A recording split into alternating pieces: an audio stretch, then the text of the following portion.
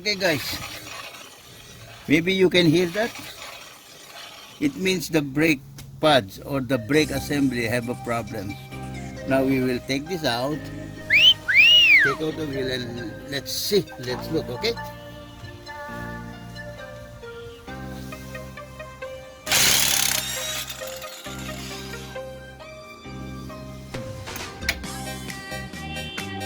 that's why when you remove again, it be from each side, right? This close, this one here, and then after this here, and then after this here, and then here, right?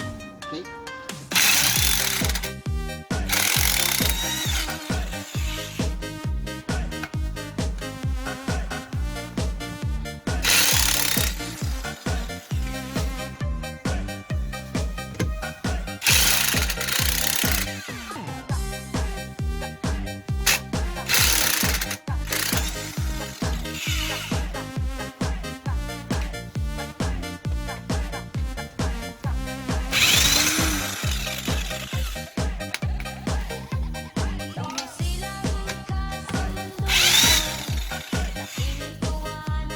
See guys, this is a very handy tool, you know.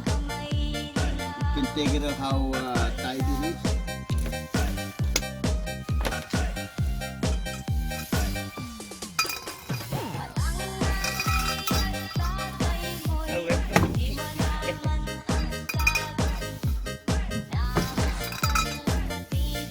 Yeah, this one, put this underneath, just in case. No problem. Look at this. The noise is coming from here.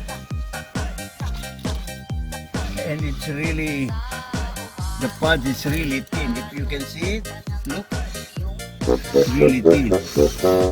And how it looks like, you know, the rotor, this is really like bad. Okay, we will take it out and we will replace it. Okay, now we will take out this again, this caliper and the holder. So let's see if it is dirty and we will have to overhaul it. Okay, these are the bolts. I took it out. See, there's an anti-seize. That's why it's easy to remove.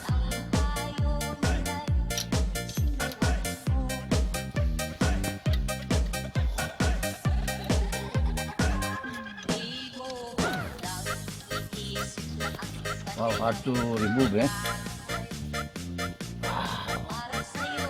Oh, look at that. Look at the piston, it's all out. We will pick that later. Let's move it there. And look at the brakes. Looks, guys, so thin. That's why this is hitting the drum already.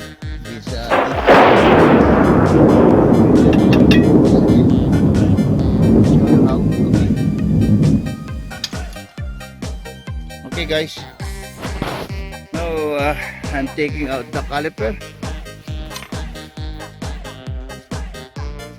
I mean the caliper holder. So remember this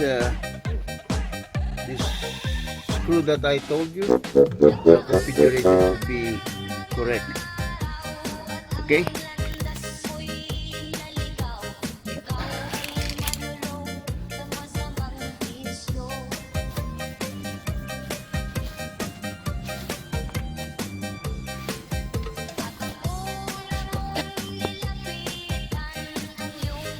Okay guys, we'll remove this disc.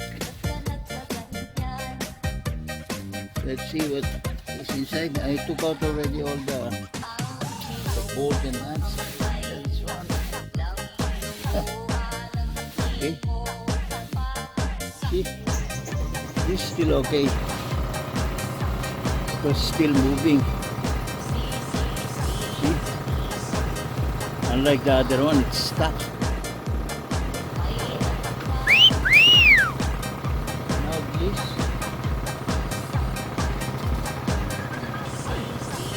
Take out the bolts. That screw, I mean the screw. Yeah.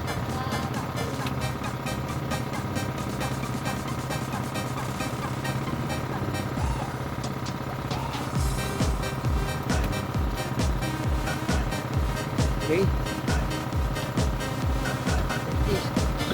Yeah. Oh my God.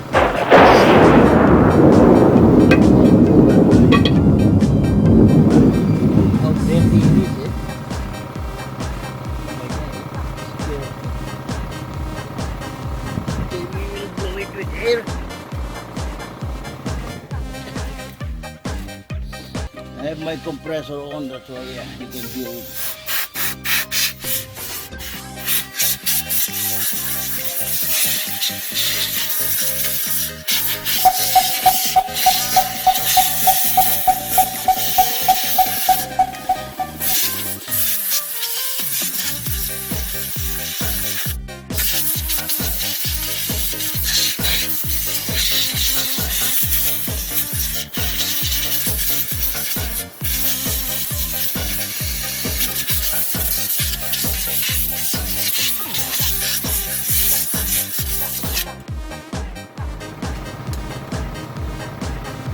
Guys, I'm wearing mask while I'm doing the blowing, okay? We have to wear mask. Okay. Now, let me get the parts.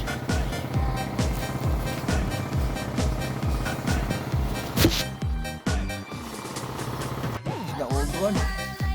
See how bad it is and thin. And this is the new one. Wow, nice and shiny, eh? Okay. We will install it. As usual, you see the configuration. The screw before the bolt, right? Before the stud. It's like this. Okay? We put it in. Wow.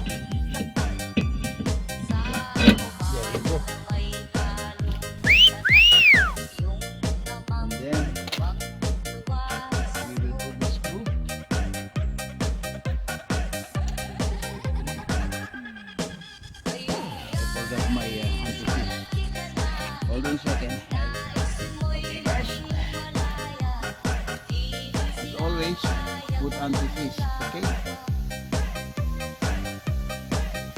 So it's easy to remove.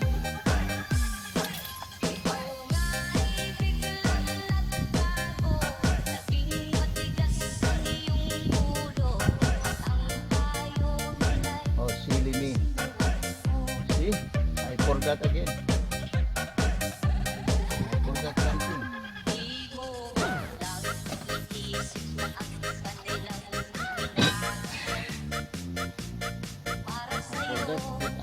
Here, because this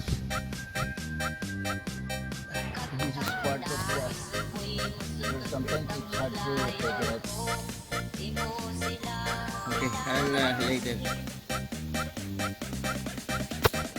I cleaned this already, the holder of the caliper. Now I'm putting anti-seize again.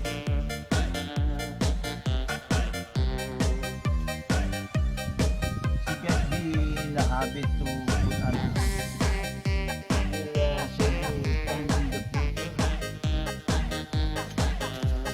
Because once they get tight, they are tight. That's why they have the anti-seize, so it will at least not bind the metal to metal.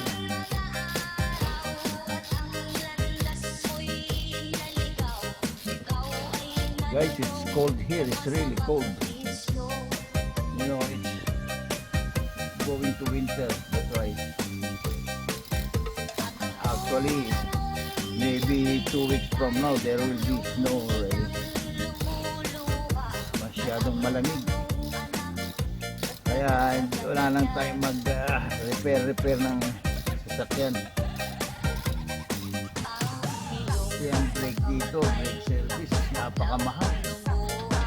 Too expensive to do service and brakes. try to do it by myself. At least, you know, my cars, my wife's car and my car. I always do that before myself.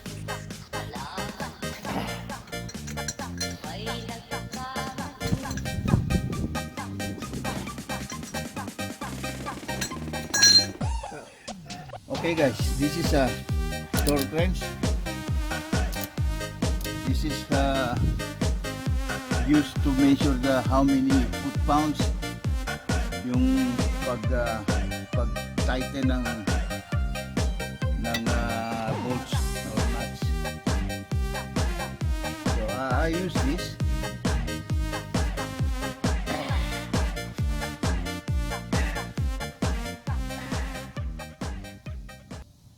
Okay, so it's okay now. So I use this